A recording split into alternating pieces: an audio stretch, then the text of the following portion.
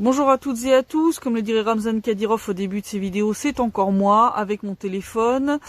Petite vidéo vite fait pour vous faire passer des informations opérationnelles. Alors, pour ceux qui ne nous suivent que sur YouTube et qui s'inquiétaient de ne plus voir de nouveaux contenus depuis plus d'un mois sur la chaîne, et bien comme je le craignais, la censure a commencé à nous frapper. On a eu 2 strikes coup sur coup à presque une semaine de distance, ce qui fait que je n'ai pas pu publier de nouveaux contenus pendant plusieurs semaines, ni même publier de commentaires ou de posts pour la communauté pour vous signaler ce qui se passe.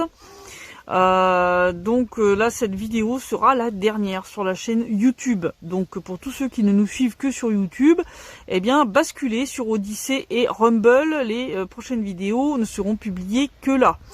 Alors ceux qui nous suivent sur Odyssey et Rumble, bon bah vous avez pu voir qu'il n'y a pas de nouvelles vidéos depuis celle du 4 juin, lorsque ma voiture a été totalement détruite par des bombardements de l'armée ukrainienne contre le district de Petrovski à Donetsk. Vous avez été extrêmement nombreux à répondre à l'appel aux dons. Je vous remercie vraiment du fond du cœur. Vous avez été géniaux. On a réussi à récolter la somme en un temps record. Sincèrement, je pensais pas qu'on y arriverait aussi vite, mais c'est le cas. Donc la voiture est commandée, elle est déjà arrivée. Ils sont en train de faire les derniers papiers. Payer entre autres tout ce qui est taxes d'importation, dédouanement, vérification de la conformité de la voiture, etc., etc. Et donc d'ici quelques jours, je vais récupérer la voiture et pouvoir la faire immatriculer ici. Donc on va bientôt pouvoir reprendre les reportages sur le terrain avec Laurent. Donc voilà, suivez-nous sur Odyssey, sur Rumble, vous aurez droit aux nouveaux reportages exclusivement sur ces plateformes. Je ne publierai plus rien sur YouTube. Sur le plan, on va dire militaire, eh bien ça y est, Lysychansk est non seulement totalement encerclé, mais le centre-ville est désormais sous le contrôle des forces armées russes et de la milice populaire de la RPL. Ça a été annoncé aujourd'hui par Ramzan Kadyrov. On a des vidéos qui prouvent que le centre-ville est déjà sous contrôle. Donc maintenant, il ne reste plus qu'à nettoyer les dernières poches de résistance ukrainienne au sein de la ville.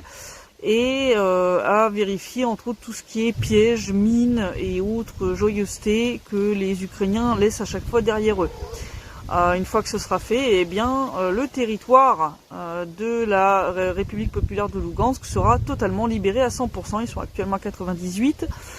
Ce qui va permettre d'accélérer là aussi la libération du territoire de la République populaire de Donetsk. Puisque bon, certains me demandent mais pourquoi il y a encore des bombardements sur Donetsk et pourquoi ça va pas plus vite?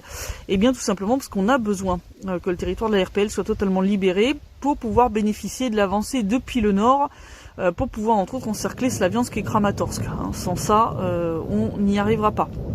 Donc là on voit clairement que les défenses ukrainiennes sont en train de s'effondrer, les unités ukrainiennes soit se rendent, soit sont détruites à une vitesse absolument phénoménale. Ils ont des pertes absolument records, on le voit d'ailleurs dans le fait qu'ils ont envoyé les bataillons de défense territoriale. Là maintenant ils veulent envoyer les personnes handicapées et les femmes se battre.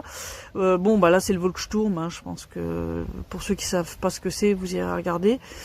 Ça a des grosses ressemblances avec la fin du Troisième Reich. Donc voilà la situation. Donc je pense que là l'avancée va être de plus en plus rapide. On voit une accélération claire depuis quelques semaines de l'avancée des forces alliées et je pense que ça va se poursuivre. Donc on va retourner bientôt sur le terrain pour vous montrer tout ça et puis pour vous montrer ce que ressentent les gens des territoires nouvellement libérés. Donc voilà, encore un petit peu de patience, ça prend un peu de temps. Une fois que j'aurai la nouvelle voiture, il va y avoir encore quelques papiers à faire pour que je puisse circuler avec sur un certain nombre de territoires, entre autres récemment libérés. Et ensuite, on va pouvoir reprendre le travail comme il faut. Voilà, donc je vous dis à bientôt.